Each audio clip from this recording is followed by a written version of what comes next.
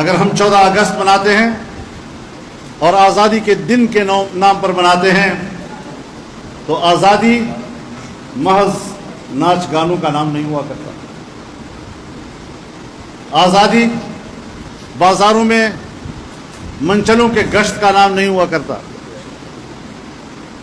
محسوس ہونا چاہیے، قوم کو محسوس ہونا چاہیے، آنے والی نسلوں کو محسوس ہونا چاہیے کہ 73 سال پہلے جب ہم آزاد ہوئے تھے انگریز کا زمانہ وہ تھا اور اسلام اور مسلمان کا زمانہ یہ ہے. جب تک ہم اس فرق اور اس امتیاز کو سامنے نہیں لاتے ہم حقیقی آزادی کے دعوے دار نہیں بن سکتے.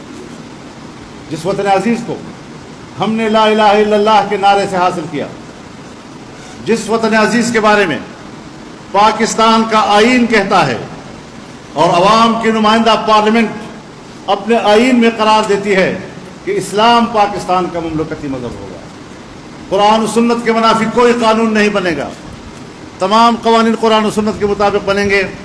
سن 1973 میں یہ قانون پاس ہوا اور آج 2020 تک اس حوالے سے پاکستان میں ایک قانون سازی بھی نہیں ہوئی.